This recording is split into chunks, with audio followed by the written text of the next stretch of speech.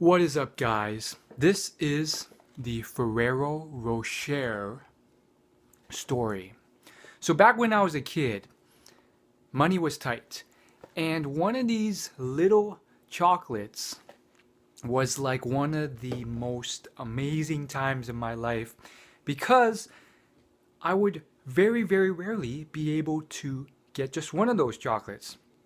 And it was the most amazing experience. I mean, just look at this thing.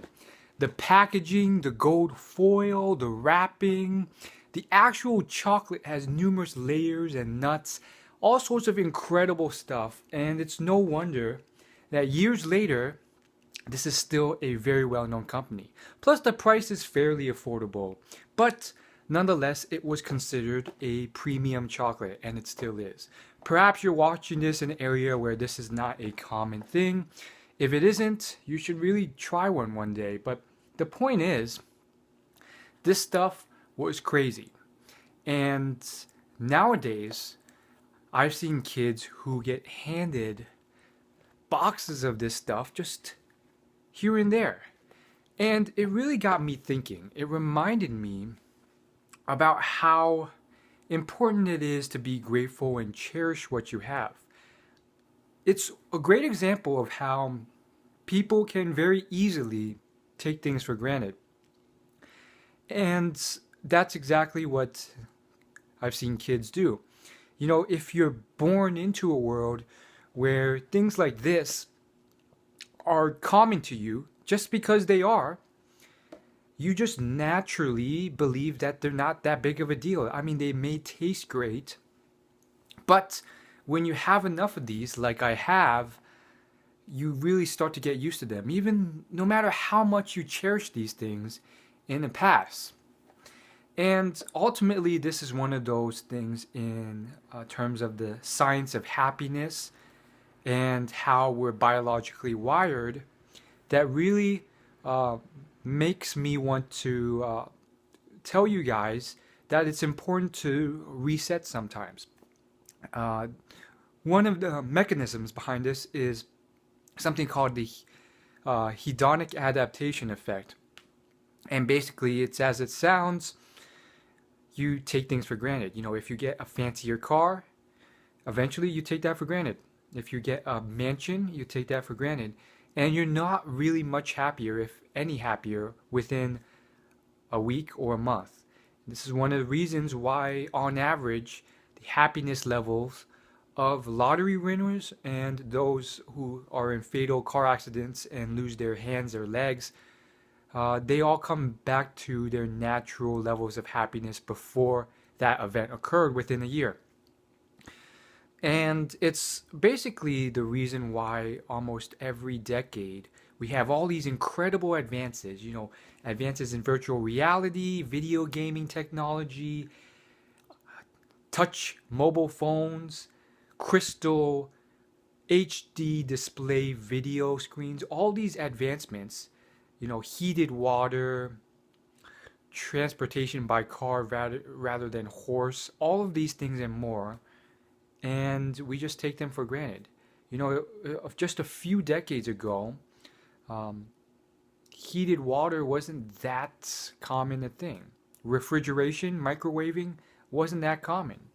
And that's crazy. I mean, electricity was also not that common. It was not cheap either. Indoor heating, ventilation, all these things. And I think it's really important to reset because we're constantly taking things for granted.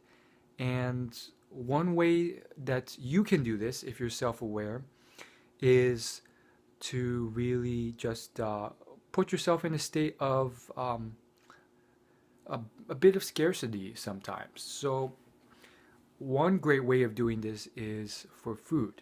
You know, there's a lot of foods like a hamburger or a cheeseburger from a great, well-known restaurant that I've cherished for a while.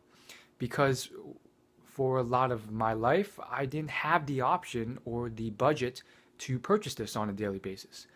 But eventually, you can get to a point where it's not that big a deal, you take it for granted, and that's that. You lose that, amazingness.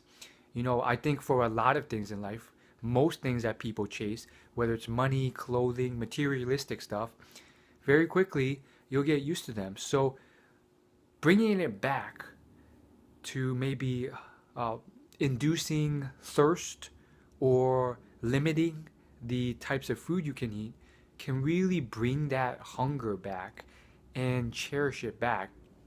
So I think that's one of those things that's overlooked when you don't have that money or that option to buy all these things. You really cherish it when you do get it. And so it's sometimes great to reset. And more so than that, I think it also brings gratitude, but you can voluntarily, you know, purposefully express gratefulness and appreciation for things and take the time out to do that. And one of the big benefits to gratitude is that it is actually one of the it's one of the many, but it's one of the major elements to increasing sustainable long-term happiness. And that's incredibly important because, I mean, everyone wants to be happier, mostly. And on top of that, happiness through scientific research has been shown to increase your levels of success in multiple fields. They found that the happier you are, the more successful you are in multiple areas of your life. You're more productive, you're more likable, you're more social, you're more concentrated, focused, all these things. And so that's it for this video. If you want references to the data and research I've stated, they may mainly come from the book The Happiness Advantage and The How of Happiness. And yeah, that's it. And that is my Ferrero Rocher story.